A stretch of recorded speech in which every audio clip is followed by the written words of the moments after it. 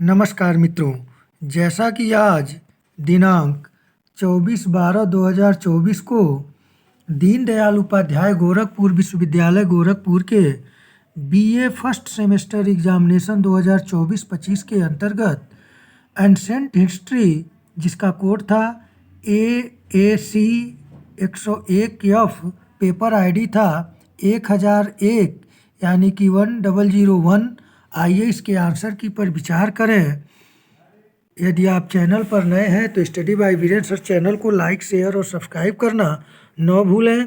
तो आइए देखें, पहला प्रश्न आप लोगों से पूछा गया था। यदि पूरे पेपर पे अगर दृष्टि डाल के अगर समरी के रूप में बताएं तो पेपर आपका ठीक ठाक रहा है, आप लोगों का पेपर अच्छा हुआ होगा। पहला प्रश्न है, प्राचीन इतिहास जानने के स्रोत क्या हैं? तो इस प्रश्न का सही आंसर होगा ऑप्शन डी, ए सभी।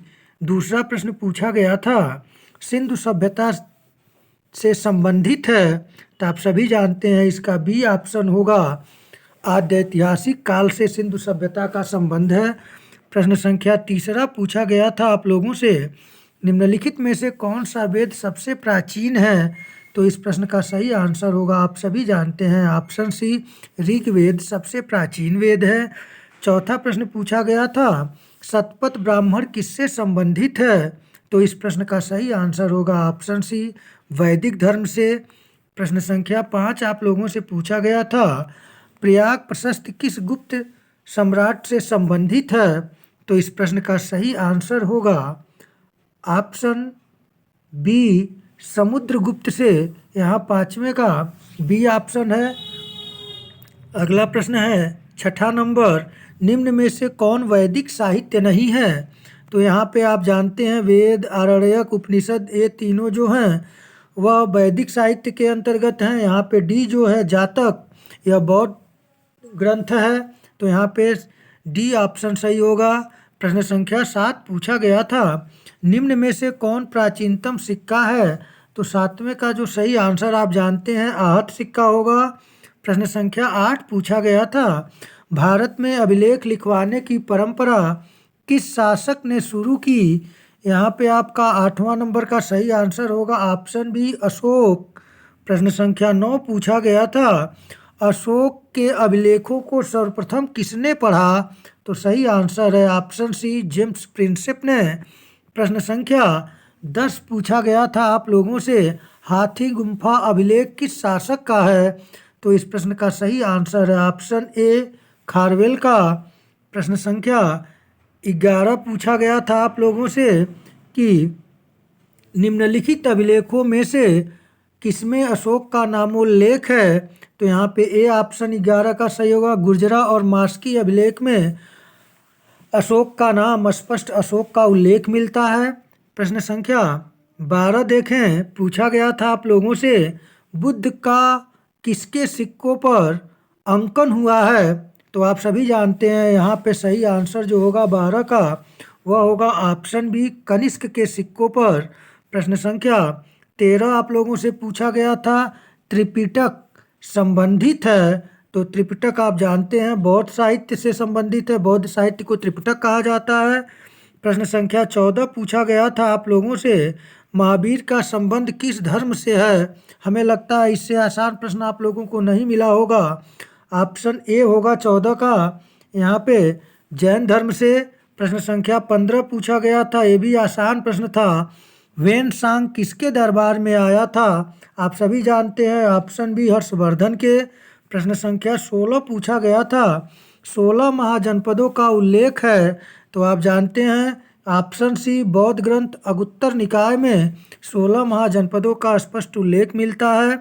प्रश्न संख्या 17 आप लोगों से पूछा गया था, वेदों के संकलनकर्ता कौन थे?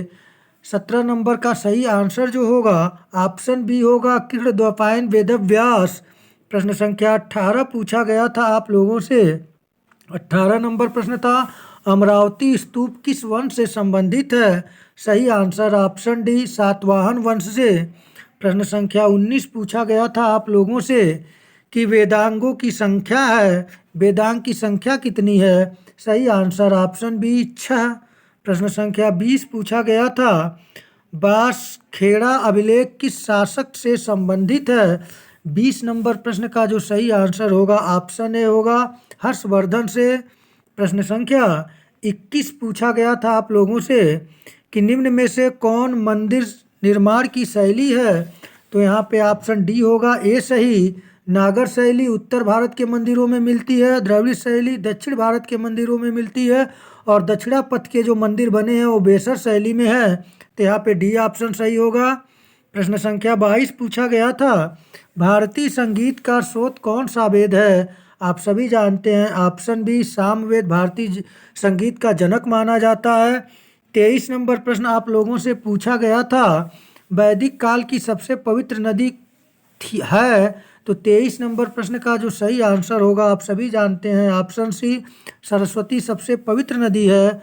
और वैदिक काल में जो सबसे अधिक उल्लेख हुआ था सिंधु नदी का, तो यहाँ पे पूछा है सबसे पवित्र, तो 23 का सी आंसर सही होगा। प्रश्न संख्या 24 पूछा गया था आप लोगों से कि 1863 ईस्वी में रॉबर्ट ब्रुस को हैंडेक्स हस्त कुठार उपकरण कहाँ से मिला था। तो यहाँ 24 नंबर का सही आंसर होगा ऑप्शन सी पलवरम में। प्रश्न संख्या 25 पूछा गया था सिंधु घाटी सभ्यता का कौन सा स्थान अब पाकिस्तान में है। तो आप जानते हैं 25 नंबर प्रश्न का सही आंसर होगा ऑप्शन बी हड़प्पा। प्रश्न संख्या 26 पूछा गया था आप लोगों से सीमुक निम्न वंशों में से किसका संस्थापक था। तो 26 नंबर प्रश्न का सही आंसर होगा ऑप्शन डी सातवाहन वंश का संस्थापक सिमुक था। प्रश्न संख्या 27 पूछा गया था उच्च पूरा पाषाण काल आता है। तो यहाँ पे 27 नंबर प्रश्न का जो सही आंसर होगा वह होगा ऑप्शन बी उच्च मध्य पूरा पाषाण काल के बाद।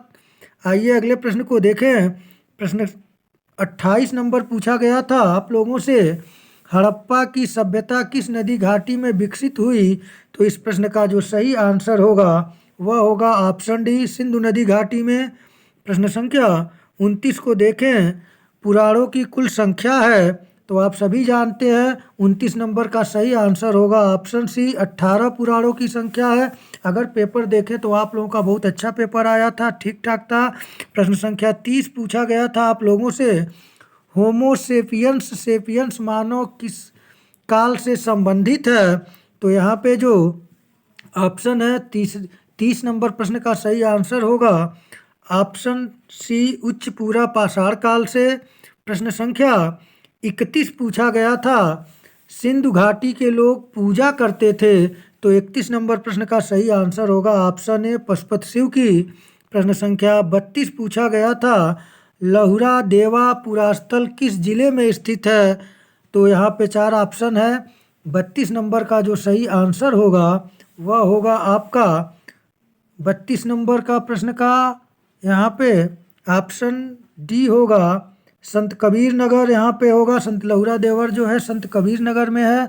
तो यहाँ पे आपका 32 का डी आंसर होगा। 33 नंबर प्रश्न को देखें।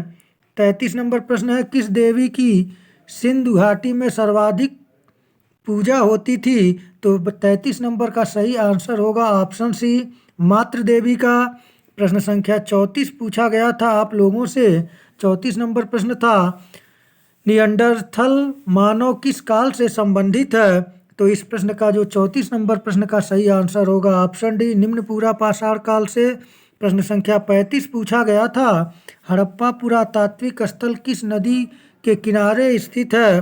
तो आप सभी जानते हैं 35 नंबर प्रश्न का सही आंसर होगा ऑप्शन सी रावी नदी के तट पर। प्रश्न संख्या 36 पूछा गया था मध्य पाषाण काल आता है। तो ये तो रिपीटेड प्रश्न है। 36 नंबर प्रश्न का सही आंसर होगा ऑप्शन यहाँ पे मध्य पाषाण काल आता है। तो मध्य पाषाण काल आता है। तो यहाँ पे हम देखें तो सही ऑप्शन यहाँ पे आपका 36 नंबर का होगा ऑप्शन बी उच्च पूरा पाषाण काल के बाद। प्रश्न संख्या 37 नंबर प्रश्न पूछा गया था निम्नलिखित में से कौन सा एक हड़प्पा का बंदरगाह है। आप सभी जानते हैं यहाँ पे बी ऑप्शन सही होगा 37 नंबर का लोथल। प्रश्न संख्या 38 पूछा गया था खाद्य उत्पादन परक अर्थव्यवस्था संबंधित है। तो 38 नंबर का यदि प्रश्न के आंसर पर विचार करें तो यहाँ पे सही आंसर जो हो जाएगा वह हो जाएगा ऑप्शन डी, नवपाषाण काल 38 का होगा। प्रश्न संख्या 39 को देखें। सिंधु घाटी सभ्यता की लिपि की जानकारी किससे प्राप्त होती है? तो 39 नंबर प्रश्न का जो सही आंसर होगा ऑप्शन सी, मुहरों से। प्रश्न संख्या 40 पूछा गया था, भीमबेटका पुरास्थल किस राज्य में स्थित है? तो इस प्रश्न का सही आंसर जो होगा 40 का, वो सही ऑप्शन डी, मध्य प्रदेश के रायसेन जिला में स्थित है। प्रश्न संख्या 41 पूछा गया था, उत्तर वैदिक काल का समय है? तो इस प्रश्न का सही आंसर होगा ऑप्शन ए, 1000 से 600 ईसा पूर्व। प्रश्न संख्या 42 पूछा गया था कि उच्च पूरा पाषाण कालीन हड्डी की बनी मातृ देवी की मूर्ति कहाँ से प्राप्त हुई थी? तो 42 नंबर प्रश्न का सही आंसर होगा ऑप्शन ए, यूपी के बेलन घाटी से। प्रश्न संख्या 43 पूछा गया था, सिंधु सभ्यता में किस वृक्ष की पूजा होती थी? तो इस प्रश्न का सही आंसर जो होगा यहाँ पे 43 नंबर के प्रश्न का, तो यहाँ पे सी ऑप्शन होगा, पीपल का। प्रश्न संख्या 44 पूछा गया था, मद्रासियन संस्कृत किस काल से संबंधित है? तो 44 नंबर प्रश्न का सही आंसर ऑप्शन डी, निम्न पूरा पाषाण काल से। प्रश्न संख्या 45 पूछा गया था, इंडिका का लेखक कौन था? सही आंसर है ऑप्शन डी, मेगस्थनीज। आइए अगले प्रश्न को देखें। 46 नंबर प्रश्न पूछा गया था, निम्नलिखित में से हड़प्पा सभ्यता किसका प्रतिनिधित्व करती है? तो 46 नंबर प्रश्न का सही आंसर होगा ऑप्शन सी, प्रथम नगरीकरण। प्रश्न संख्या 47 पूछा गया था, सर्वप्रथम हड़प्पा पुरास्थल का उत्खनन किसने किया? तो इस प्रश्न का जो सही आंसर होगा 47 का, ऑप्शन ए, दयाराम साहनी ने।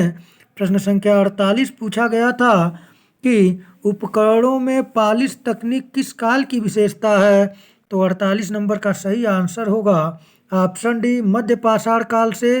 प्रश्न संख्या 49 पूछा गया था आप लोगों से, कालीबंगा पुरातात्विक स्थल कहाँ स्थित है? तो 49 नंबर प्रश्न का सही आंसर होगा ऑप्शन बी, राजस्थान में।